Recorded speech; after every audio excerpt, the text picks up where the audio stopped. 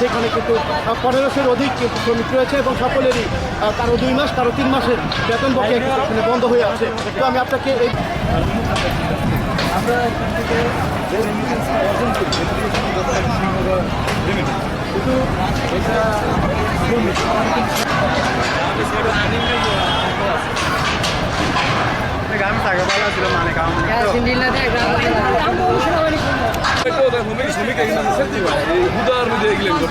বেতন দেয় না 3 মাস আমরা না খাই কিভাবে পুলিশ আর ঢিলে যাবে শ্রমিক তো বলো ভাই এটা ঢিলে মার ওই পোলাপান দিয়ে ঢিলে পুলিশ আর ঢিলে যাবে শ্রমিক তো বলো ভাই এটা ঢিলে মার ওই পোলাপান দিয়ে ঢিলে উপজেলা রয়েছে সেই উপজেলার তার পৌরসভার যে মৈকুল এলাকা রয়েছে আমরা কিন্তু সেই কেন তোর অন্য দূরে দেখি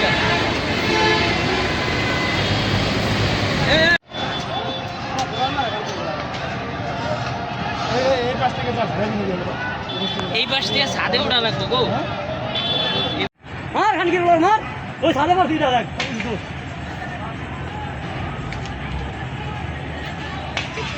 হ্যাঁ ভাইয়া আমার দিদি দিদা ভাইয়া খান কি বল গুলি করে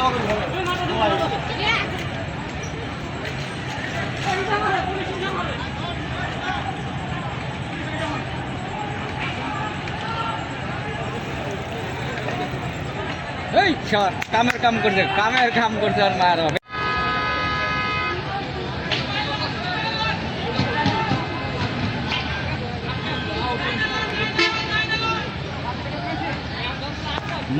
মহিলারা পাতা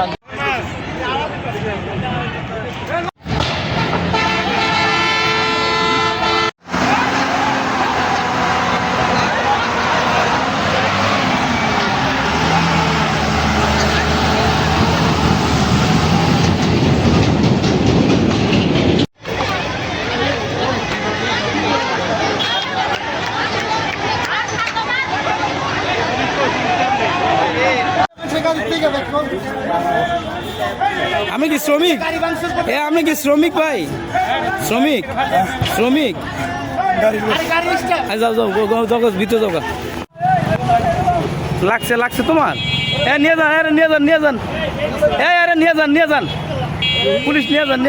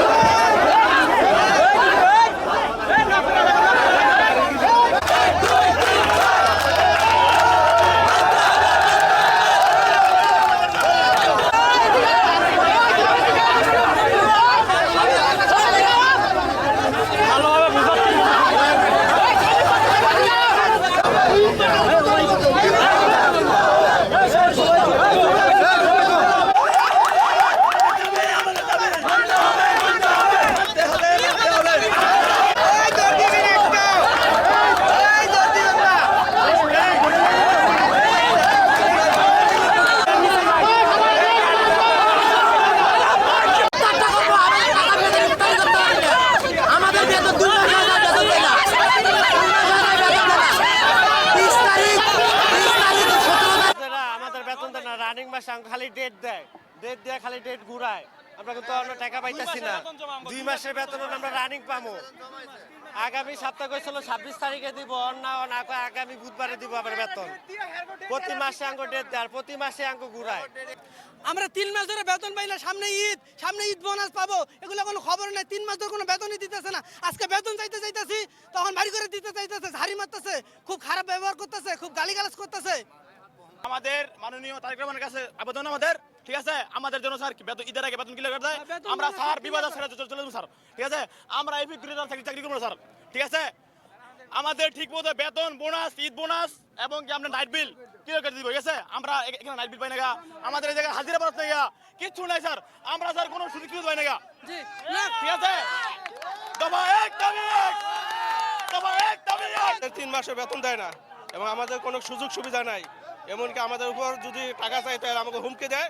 ল্যাবের আলমগীর উনি হুমকি দিয়েছে এবং বলছে যে তোমাদের শালা করে শালা খানকির বলা তো সব তীরে গুলি করে মারিয়ালাম।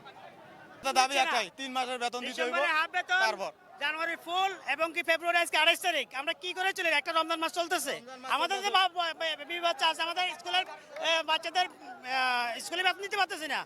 সামনে এসএসসি পরীক্ষা, আপনার টিউশন কোচিং এর টিয়া দিতে পারতেছি না, তাহলে আমরা চাকরি করে লাভ কি?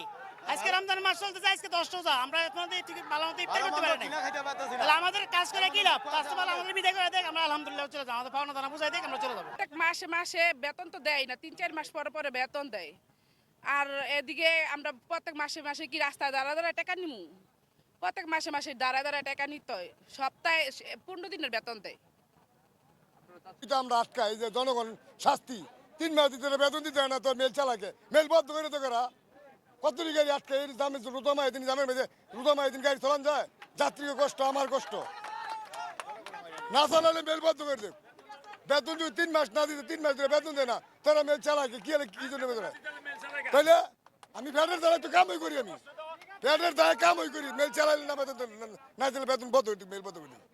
নবনির্বাচিত সংসদ সদস্য আছে, আসুক, আইসা দেখুক, 3 মাস ধরে বেতন ধরে, ঠিক আছে, এরা বসুক প্রশাসনের সাথে। এই রাস্তা আটকাই দিয়ে পুরাটা রাস্তা বড় হয়ে গেছে গা, দেখার কেউ নাই, এই জায়গার মা বাপ নাই, আইন শৃঙ্খলা রক্ষা বাহিনী নাই, সেনাবাহিনী কই গেছে এখন? শত শত হাজার হাজার গাড়ি এপার বিপার মানুষ, ওই যে রুগী একজন আছে ছাড়ে না, ওই জায়গায় বসে রয়েছে। আরো 2 ঘন্টা থাকে, তারপরও আসবো না। শুধু এতটি গাড়ি, ড্রাইভার, স্টাফ, প্যাসেঞ্জার, রোডে যাত্রী যা আছে সবাই ভোগান্তিতে আছে ওদের জন্য। শ্রমিক আন্দোলন করে ঠিক আছে, ভালো কথা। শুধু গাড়ির ভিতরে গিয়ে মনে করেন যে যা একটু গাড়িটা আগে বাড়াইছে, আমার গাড়িটা অল্প একটু আগে বাড়াইছে, ওনারা যা শুরু করছে, ওই যে পিছনে আবার গিয়ে দেখেন পিছনে আরেক গাড়ি গিয়ে মারামারি, আরেক ড্রাইভার স্টাফে মারতেছে। তো শুধু হয়রানি করে লাভ আছে?